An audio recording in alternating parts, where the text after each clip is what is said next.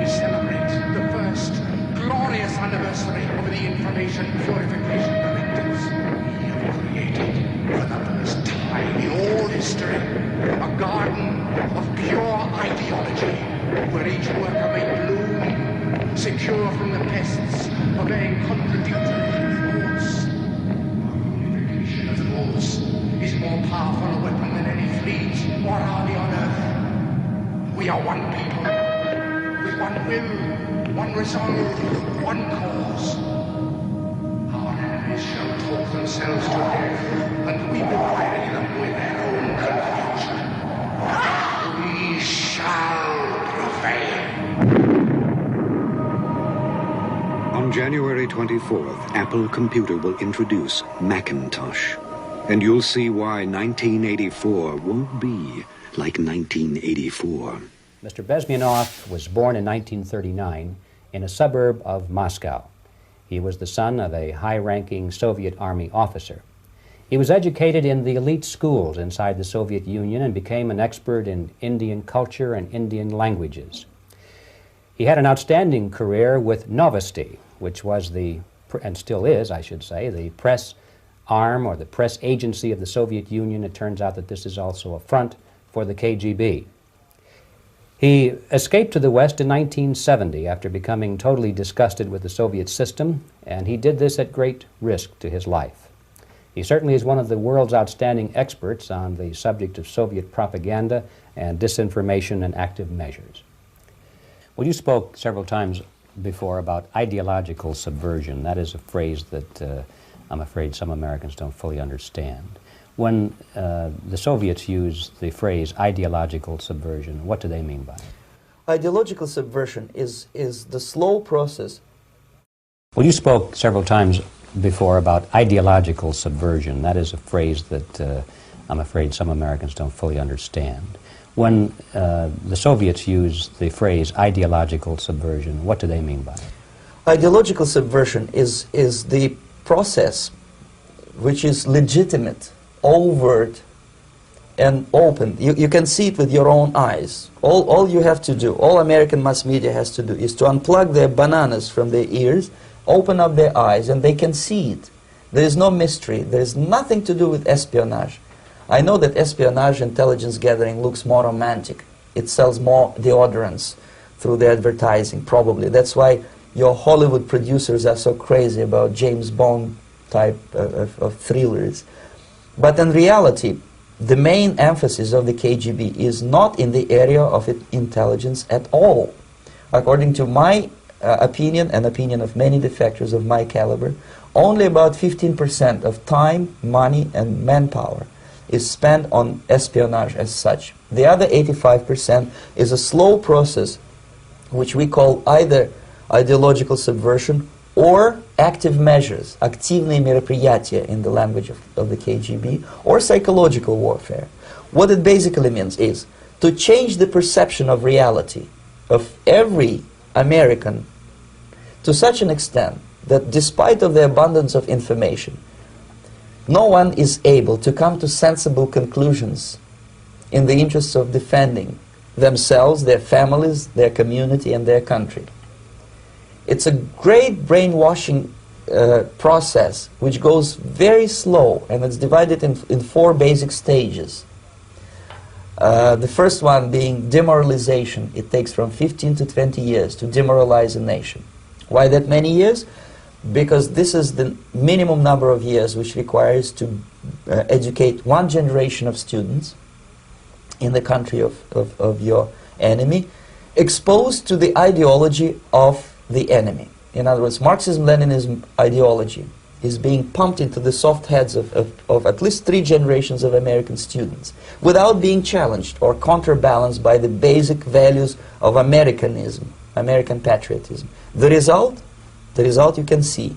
Most of the people who graduated in the 60s, dropouts or half-baked intellectuals, are now occupying the positions of power in the government, civil service, business, mass media, educational system. You are stuck with them. You cannot get rid of them. They are contaminated. They are programmed to think and react to certain stimuli in a certain pattern. You cannot change their mind. Even if you expose them to authentic information, even if you prove that white is white and black is black, you still cannot change the basic perception and the logic of behavior. In other words, these people, the process of demoralization is complete and irreversible. To get rid society of these people, you need another 20 or 15 years to educate a new generation of patriotically minded and common sense people who would be acting in favor and in the interests of United States society. And yet these people who've been programmed and, as you say, in place and Yes. who are favorable to an opening with the Soviet concept, these are the very people who would be marked for extermination in this country? Most of them, yes. Simply because the psychological shock when they will see in future what the beautiful society of equality and social justice means in practice, obviously they will revolt. They will be very unhappy, frustrated people. And the Marxist-Leninist regime does not tolerate these people. Obviously they will join the links of dissenters, dissidents. Yes. Unlike in present United States, there will be no place for dissent in future Marxist-Leninist America. Here you can get popular like Daniel Ellsberg and filthy rich like Jane Fonda for being dissident, for criticizing your Pentagon. In future, these people will be simply squashed like cockroaches. Nobody is going to pay them nothing for their beautiful, noble ideas of equality. This they don't understand, and it will be a greatest shock for them, of course. The demoralization process in the United States is basically completed already. For the last 25 years, actually it's overfulfilled, because demoralization now reaches such areas where previously not even Comrade Andropov and all his experts would even dream of such a tremendous success.